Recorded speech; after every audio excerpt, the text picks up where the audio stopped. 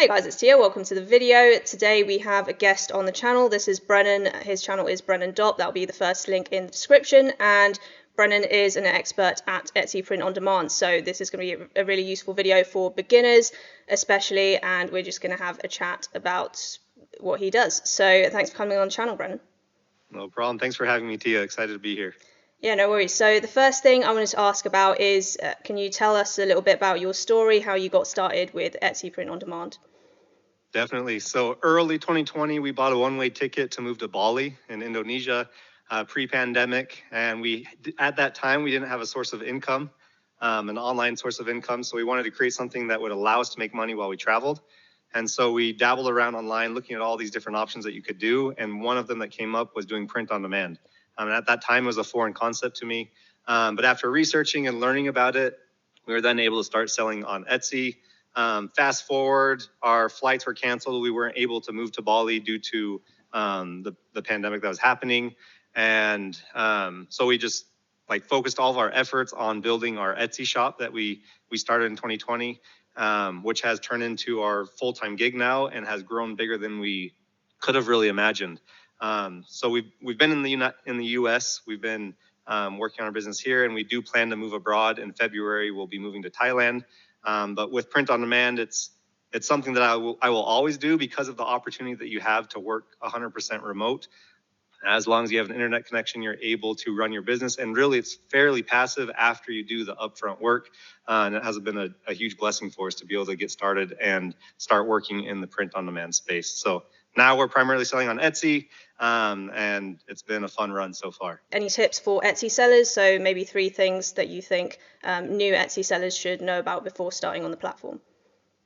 Cool. So 3 things. It's hard to narrow it down to 3, but the 3 biggest recommendations I'd have is you have to focus on using really high quality mockups so that you can stand out in search results. That's one big difference from Etsy versus selling on Merch by Amazon or Redbubble, where you don't really have much way in what type of thumbnail photos you can use.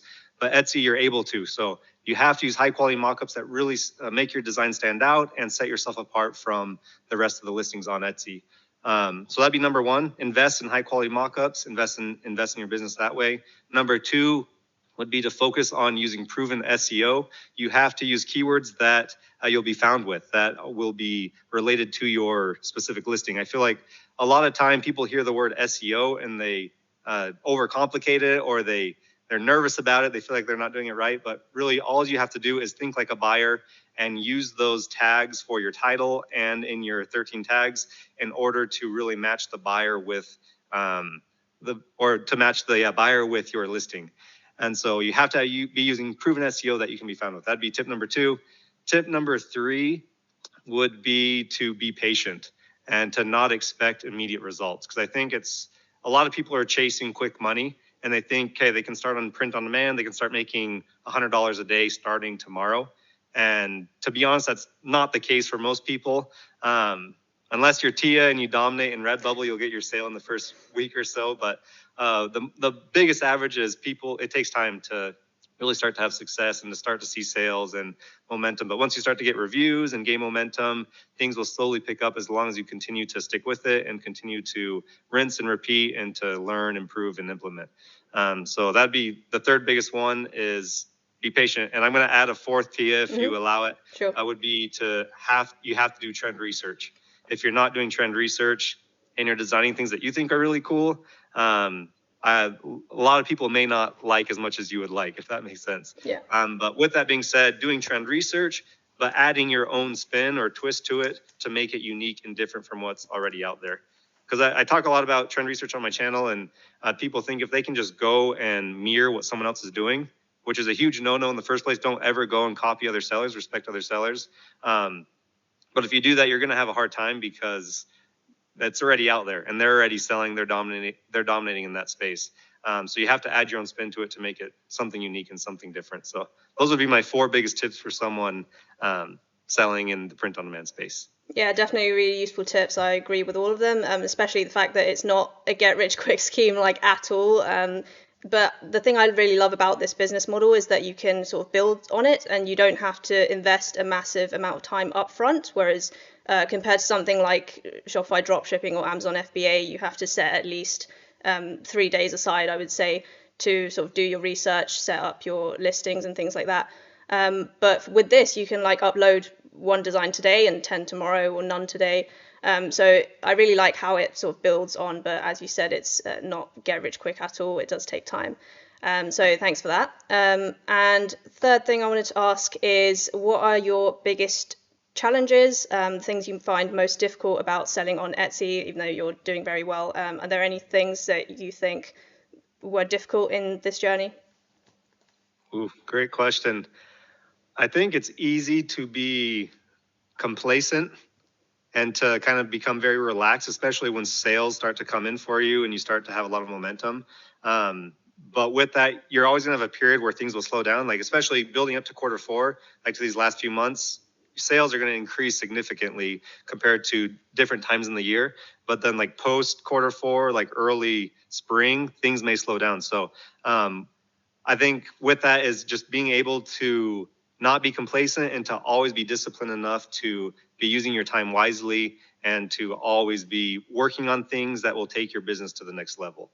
So I'd say that'd be my hardest thing, is just like making sure I'm always on the grind and doing things to scale my business and to not be lazy with it. What would be my biggest thing? And we did an interview over on my channel with Tia, and I liked her tip she shared. She talked about, if you're waiting in line at lunch or whatever it is, use your time wisely and be designing in line or be doing your trend research, she mentioned. And so really just don't waste time, do things that will always help increase sales and increase traffic to your store.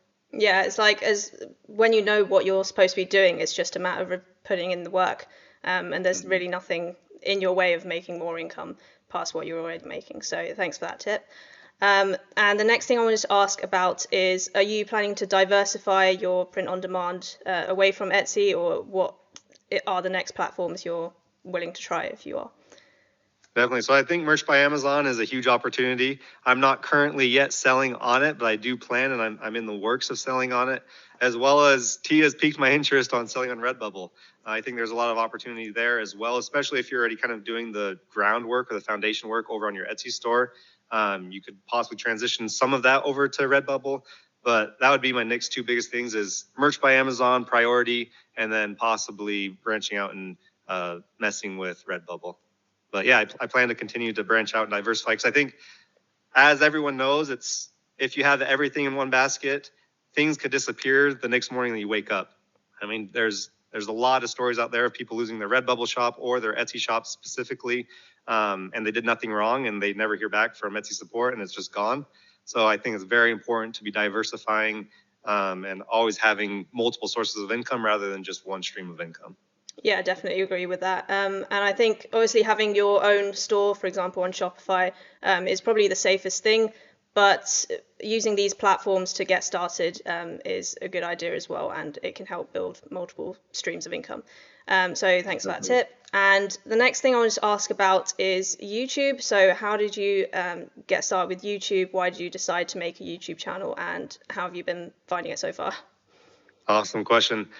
So when I first started out doing all my research, I jumped everywhere. So I bought a super cheap course off of Udemy for doing print on demand, which was helpful as like the introduction to it.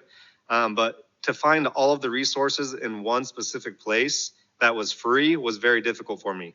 There's a lot of great content creators that teach you about print on demand.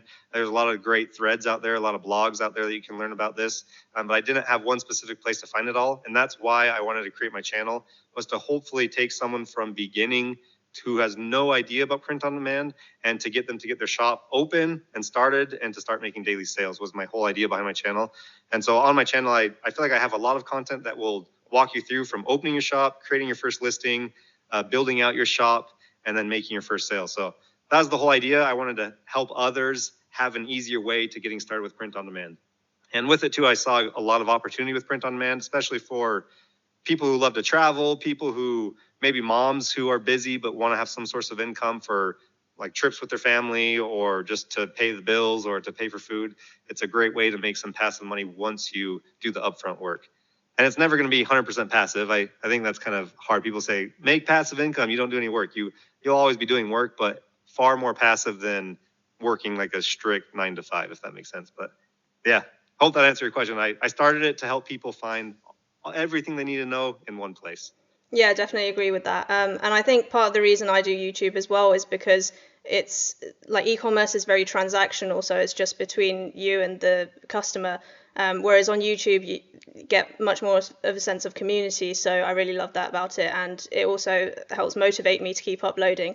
I'm not sure if you've found that as well, but it's like when people ask questions in the comments, you're sort of motivated to find out, and then you learn more in the process. So that's one thing I really love about YouTube.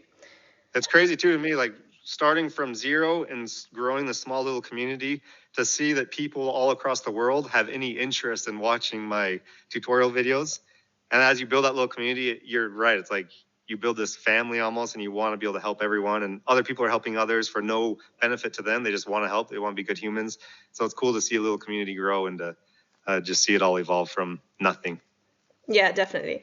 So last question would be about time management. Obviously, being an Etsy seller can be quite time consuming. You've got all these customer messages and listings you need to take care of. So even though it is more passive than other things that you could be doing, but it still requires maintenance. So how do you maintain a work-life balance? Cool. Tip number 1 would be to download a free time clock app and track your time, the amount of hours you're working. Because I think when I transitioned from working, I was in the tourist industry prior, so I was clocked in on their clock, obviously. But when I transitioned at first, I didn't keep track of my time, and I would spend a lot of time doing things that were useless and weren't beneficial to my business. So that'd be the first thing: track your time and look back at ways you need to improve on using your time more wisely. Number 2 would be to set daily goals, and work's not over until you finish the most important goals. But with that, don't let it restrict you. Like if you don't finish them, you don't finish them, move them to the next day, but make sure you're working towards something and you're not just sitting in your office doing things that aren't going to really benefit you. And then third tip would be to be intentional with what you do. So like each day I try to make it a point to be intentional at doing one thing that will take my business to the next level. Because I think it's easy to do like the busy work, the housekeeping stuff, the like messaging customers, whatever the little things happen, but be intentional with what will help you take your business to the next level would be my biggest thing. And then lastly is just keep yourself motivated, always be improving, and always be implementing, and good things will happen for you and your business.